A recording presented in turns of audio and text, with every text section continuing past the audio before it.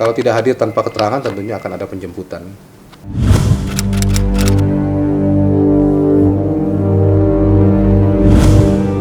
Akhirnya, pihak kepolisian batal menjemput Ronia Ismawati Nur Aziza alias Edis Adelia. Pasalnya, setelah mangkir 2 kali, Edis akhirnya bersedia memenuhi panggilan Polda Metro Jaya guna memberikan keterangan terkait penetapan dirinya sebagai tersangka atas kasus dugaan pencucian uang yang melibatkan Ferry Lutwangara Setiawan yang tak lain adalah suami Edis Adelia.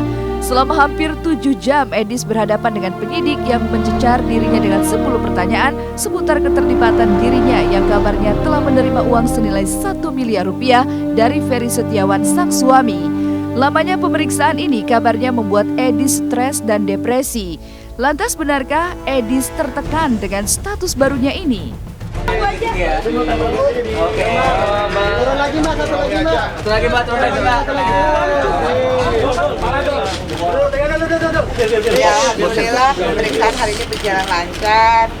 Terima kasih yang kedua kali lagi teman-teman media masih setia di sini gitu ya. Ya lumayan lelah aja, masih sama seperti perkelahian masalah gitu. Tambahan aja masih sama, tambahan aja dari yang kemarin. Ya, agaknya lah saya hari ini memang agak sedikit kurang sehat. Sebagai wanita, bukan tidak mungkin jika Edis membutuhkan mental yang kuat, mengingat ia terancam Undang-Undang Tindak Pencucian Uang dengan ancaman hukuman 5 tahun penjara. Benarkah Edis sempat khawatir dengan kabar yang menyebutkan jika dirinya akan ditahan mengikuti jejak suaminya yang kini mendekam di Rutan Cipinang? Dan benarkah lantaran dianggap kooperatif, Edis tak langsung ditahan atas statusnya itu? Alasan penahanan apa? Emang Edis kabur, ya kan? Setiap kali diminta untuk hadir, selalu hadir. Nah, kalau memang tidak kooperatif, kemungkinan Edis ditahan itu bisa saja, karena alasan penahanan ini kan tidak bisa diterapkan ke klien kami. Tapi untuk pastinya, seperti statement saya kemarin itu, alasan penahanan tidak tahan dan ditahani seseorang itu silakan tanyakan ke penyidik. Nah, sampai saat ini Mbak Edis dianggap masih sangat-sangat kooperatif oleh penyidik. Suatu keadaan yang dapat menimbulkan kekhawatiran bahwa Mbak Edis akan melarikan diri, mengulang perbuatannya lagi seperti dilakukan atau mempersulit penyidikan dan menghilangkan barang bukti. Sampai saat ini kami masih tetap kooperatif. Doanya dari teman-teman, mudah-mudahan saya bisa menjalani ujian ini dengan sabar dan ikhlas serta tawakal ya. Keterlibatan Edis dalam kasus tindak pidana penipuan dan penggelapan yang melibatkan suaminya ini lantaran Edis diduga mengetahui pekerjaan sang suami. Pihak kepolisian juga menganggap sebagai istri Edis haruslah mencurigai saat dirinya menerima uang dengan total 1 miliar rupiah yang dimasukkan dalam rekeningnya dari suaminya yang disinyalir merupakan hasil penipuan dan penggelapan. Namun, kuasa hukum Edis berkelit jika uang yang diterima kliennya itu adalah bagian dari kewajiban Ferry memberi nafkah pada Edis setiap bulannya. Penetapan ini tentunya dari hasil analisa mendalam dan waktu yang cukup panjang. Jadi bukan tiba-tiba, bukan sesegera mungkin, tidak. Ya, dari mempelajari keterangan saksi, bukti yang ada, petunjuk jaksa, dan keterangan saksi ahli di bidang Undang-Undang Tindak Pidana. Nah, kan pasal 5 Undang-Undang Tindak Pidana Pencucian Uang, yang ancaman hukumannya 5 tahun. Undang-Undang Pencucian Uang itu nomor 8 tahun 2010. Apa yang dilakukan oleh FR suami EA ini yang bersangkutan dalam kegiatan pelanggaran pidana, penipuan, penggelapan, dan Undang-Undang Tindak Pidana Pencucian Uang, dari rekening suaminya FR ada mengalir beberapa dana ke berbagai pihak, termasuk ke EA, istrinya.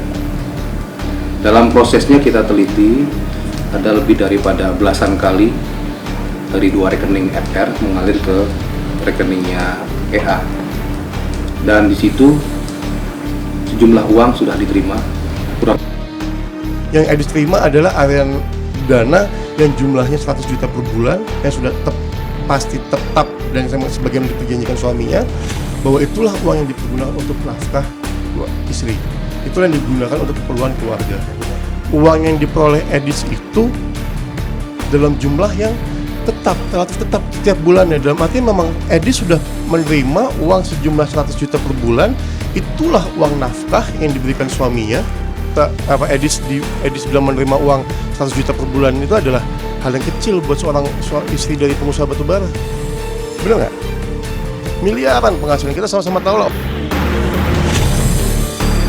Kasus yang melibatkan suami Edis ini berawal atas laporan seseorang bernama Apriyadi Malik dalam kerjasama distribusi batubara dengan PT PLN yang belakangan ternyata fiktif. Ferry ditangkap di Bandara Internasional Soekarno-Hatta saat pulang dari Singapura pada 18 Oktober 2013 silam.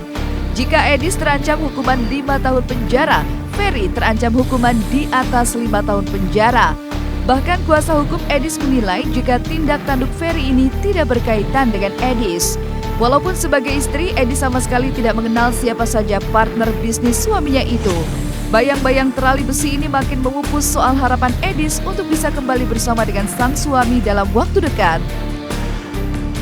Yang saya aneh dan saya sangat bingung itu, kok bisa ya seorang Edis Adelia dikenakan pasal 372 yaitu penipuan, penggelapan dan penipuan yang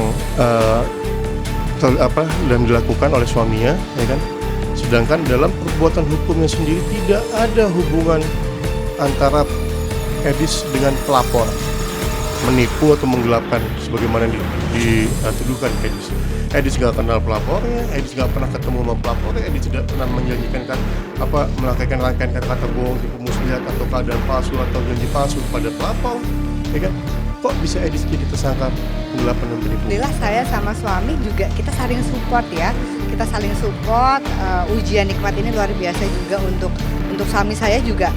Waktu untuk beribadahnya lebih banyak. Suami saya subhanallah gitu, tiap malam malah tahajudnya nggak pernah ketinggalan, puasa Senin Kemis gitu kan, terus sholat fardunya berjamaah, baca Qur'annya tiap hari gitu. Jadi justru walaupun kita berjauhan tapi kan kita yang namanya suami istri kita pasti ada ikatan batin. Mudah-mudahan saya sama suami bisa kembali berkumpul kembali.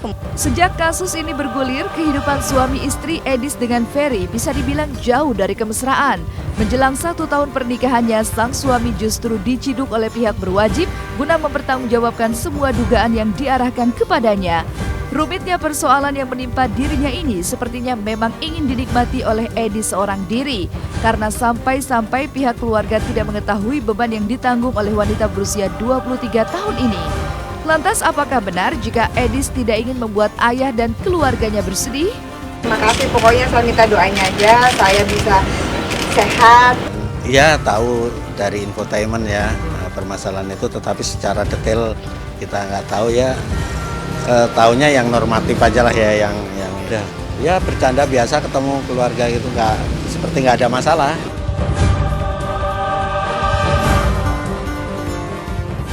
Perjuangan Edis Adelia untuk terbebas dari semua tuntutan ini tidak jauh berbeda dengan apa yang dirasakan oleh Shirin Sungkar yang baru saja mengalami pengalaman pahit yaitu pendarahan.